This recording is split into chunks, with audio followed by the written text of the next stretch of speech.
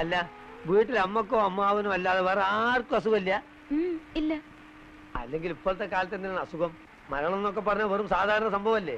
വലിയ പറമ്പിലെ കേശവൻ നായര് ഉച്ചക്ക് പാടത്തുനിന്ന് കേറുമ്പോ വൈകുന്നേരം കൂടാൻ കുഞ്ഞുനായരെന്നും പറഞ്ഞു പോയതാ. പിന്നെ കേൾക്കണത് മരിച്ചു എന്നാ. ആ അത്രക്കേ ഉള്ളൂ മനുഷ്യന്റെ സ്ഥിതി. അല്ല അനുജത്ത് ഇപ്പൊ എന്തിനാ പഠിക്കണേ? ഡിഗ്രിക്ക്. ആ കോളേജിൽ പോണത് ബസ്സിനോ അതോ നടന്നിട്ടോ? ബസ്സില്. ബസ്സായാലും കാറായാലും വാഹനങ്ങളൊന്നും വിശ്വസിക്കാൻ പറ്റാത്ത കാലാ. രാവിലെ പത്രം എടുത്ത് നോക്കിയാ എത്രയാ വണ്ടി ഇടിച്ചും വണ്ടി മറിഞ്ഞും മരിക്കുന്നത്. മരിച്ചതാര്? ആരാന്ന് പറയാറായിട്ടില്ല. മൂപ്പര് ബ്ലോക്ക് ഓഫീസറായിട്ട് മാറ്റം കിട്ടി വന്നതാ നമ്മുടെ നാട്ടില്. വീട് പടിയാ. പെട്ടെന്ന് പുറപ്പെടണമെന്ന് പറഞ്ഞ് ട്രങ്ക് വന്നു. കാര്യം എന്താന്നിട്ട് പറഞ്ഞില്ല. നിങ്ങളാര്? ഞാൻ കുഞ്ഞുണ്ണിയാര്, മേലേപ്പാടത്തെ കാര്യസ്ഥനാ. അവിടത്തെ കൊച്ചങ്ങന്ന് കെട്ടാൻ പോണ കുട്ടിയാണേ. പുള്ളിക്ക് വരാൻ പറ്റാത്തോണ്ട് എന്നെ കൂട്ടി അയച്ചതാ ഒരാശ്വാസത്തിനെ. എന്നിട്ടാണ് കിടന്ന് ചലക്കണത്. വെറുതെ ആളെ പേടിപ്പിക്കാതെ 100 തരുവാ.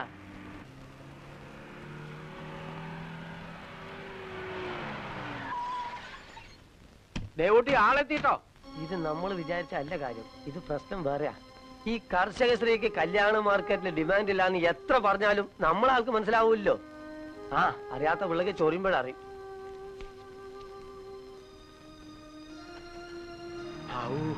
ഇത്ര നേരമായിട്ട് കാണാണ്ടായിപ്പോ ഞാൻ ഒന്നുകൂടി ട്രങ്ക് ബുക്ക് ചെയ്യലോ എന്ന് വിചാരിച്ച് കവലക്ക് നിൽക്കാറുന്നു. അപ്പോഴാ ഈ വെള്ളക്കാർ ഈ വഴിക്ക് തിരിയണ കണ്ടത്. തീവണ്ടിയിലാ വന്നേ. അതെ. ഇപ്പൊ ഞാൻ പറഞ്ഞത് എങ്ങനെയുണ്ട്?